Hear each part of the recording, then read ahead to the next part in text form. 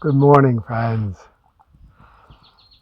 I don't know if you've been tuning into these videos by Leah and Lori.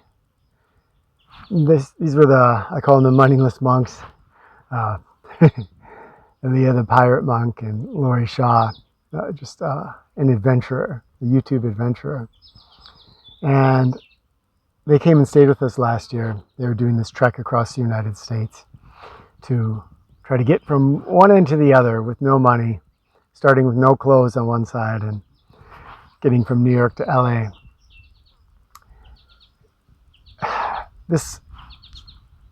We've been learning a lot, let's say, our family, from the videos we watch. Basically, they made a documentary, and each day, another entry in that documentary. I've got to say that it's inspired so many family conversations where we all sit down and we talk about one thing or another. And one of their episodes, I want to say it was day 13. Could be incorrect there, but it really got us thinking about helping people. In fact, their whole quest is like this. So most of us love to help people. You see somebody that is trying to accomplish something, and if we have the means and the energy, it can feel good to just make it happen for them. Think about their adventure for a moment.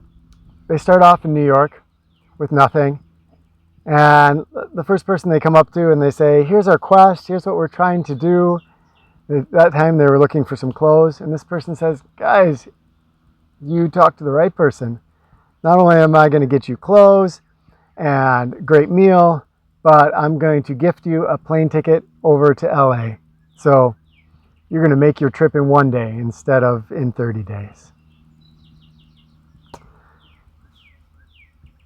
Is that person giving them a gift or robbing them of an adventure?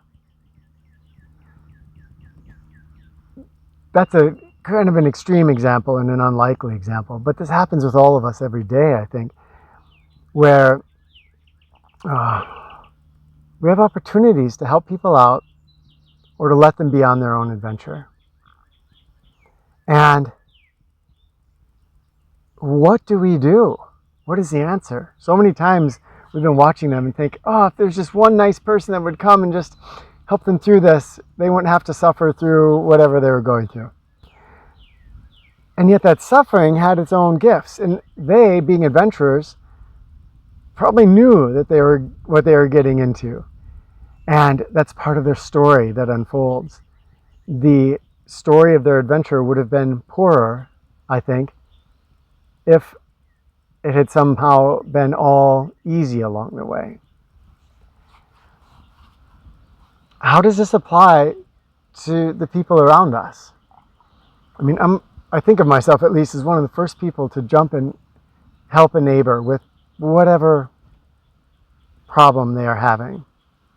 And having a broad skill set, I've been able to help people around here medically. I've been able to help them with car issues. I've been able to help them with learning new skills, with questions about wild plants. So I can be called upon a lot. Am I giving those people gifts? That's my question for us today. If you're a parent, this really comes into play, because you can do everything for your child. On the flip side, you can do nothing for your child and make them find their way through everything. What is that balance? A friend of mine said, I always just let a child, she's a teacher in a teacher role, try to puzzle their way through it. If they ask for help with something, I encourage them that they're capable of it. Trying to protect from the wind down here, especially if I believe they are capable of it, and maybe give them a few hints.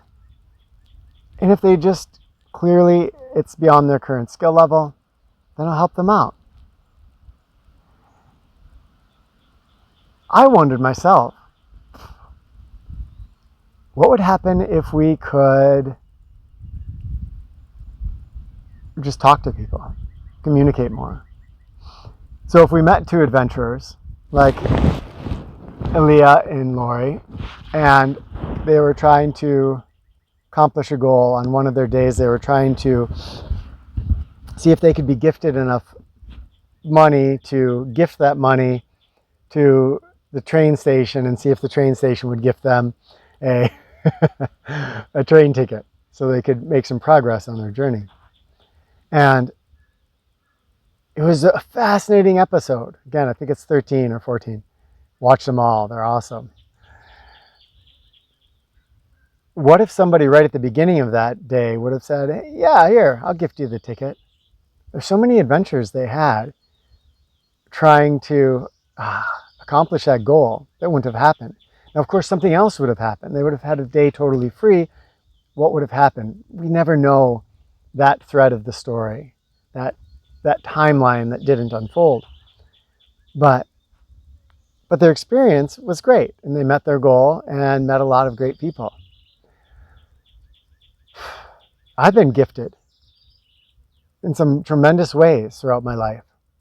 And those gifts have made giant differences. Sometimes they've been in times of despair when I didn't feel like there was a way forward. Sometimes maybe I could have found my way through the situation. I like to think that, we're all on these different paths. Some of us want more adventure. Aaliyah, Lori, if they are striving all day long to meet that goal of getting that ticket, that's maybe what they're looking for. My neighbor who has multiple children and just kind of trying to get by, and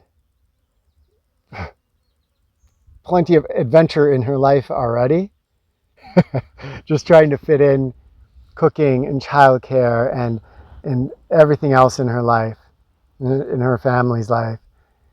Her husband working, and they, the other day, had a car issue and just jumped over. I don't think they really need any extra adventure right now in this moment in their life. So part of it, I think, is looking at people, reading people, trying to see where they are in their life, giving generously when we feel like we could make a difference. If someone is wanting more adventure, then maybe talking to them and saying, hey, I could solve your problem right now for you completely. Do you want me to do that? Or do you want me to help you out a little bit? Partially solve that problem. Kind of see where I'm getting at here? So what do you think? What's the answer?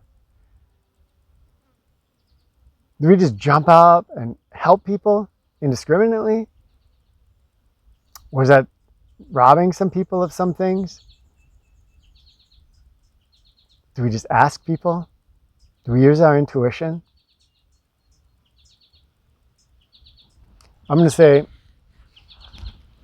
I feel super grateful for the help that I've received and the gifts that I've received in my life. And a lot of your patrons and gift us every single month. That has allowed our family to live a very different sort of life than we would have if you weren't doing that gifting, if we hadn't received that kind of gift. Ideally, you, on the other side here watching this, feel gifted in return by the videos we've shared and the presents that we've shared. Presents, CE, not NTS.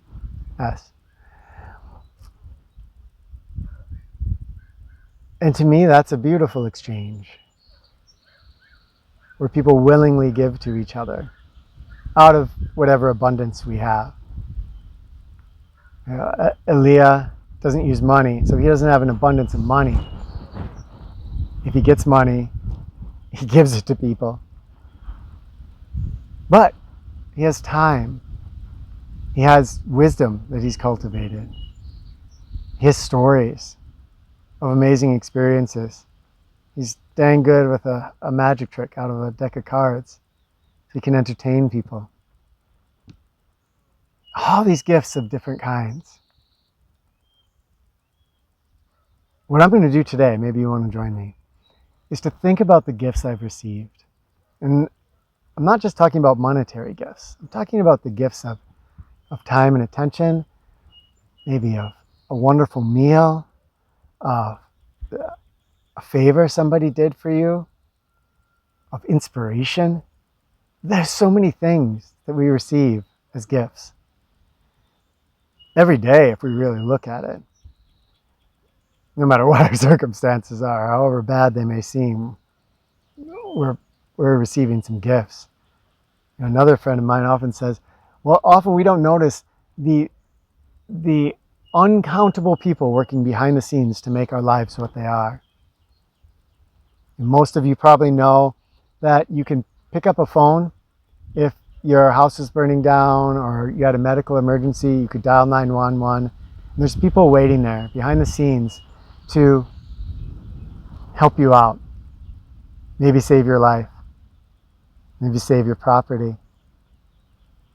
There's truckers that are driving things to and fro across the country. We may not even think of them when we go to the grocery and we buy some vegetables. But they were a big part of that process to get those vegetables into your mouth. Not to mention the farmers and the people doing inventory.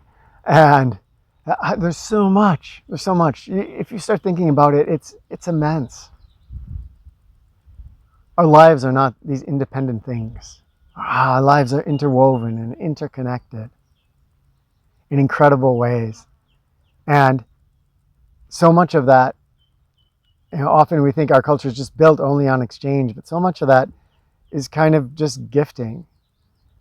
That truck driver maybe is being paid to deliver things to a specific place, but there's something there where even though he's being paid for it, if you can kind of see what I mean, there's a gifting.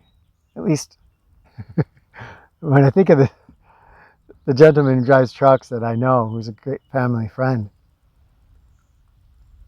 I imagine that when he makes a delivery, it's not just a paycheck. There's a realization that he's making things happen for people he'll never meet.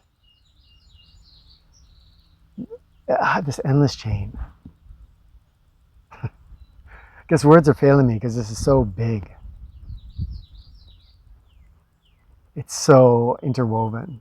We see it in nature and all the webs woven together, and we humans have created something that's equally as complex and interwoven. Most of us, we never even notice that. And so behind the scenes is this gifting. I'm going to give thanks today to an endless litany of people who are making my life what it is. Most of them I'll never meet, I don't even know about. I just have to thank them in a general sense because I'm unaware of their presence, but they're there. And there's lots of closer to home ones. Family, friends. Think about it. Join me today in this. Write some stuff down in the comments. Places where you realize that you're gifting or the people are gifting to you. Wow. Okay, the more I think about this, it's just growing in my head into an unbelievableness. Hopefully you're feeling some of the same thing. All right, my friends, Thank you for joining me.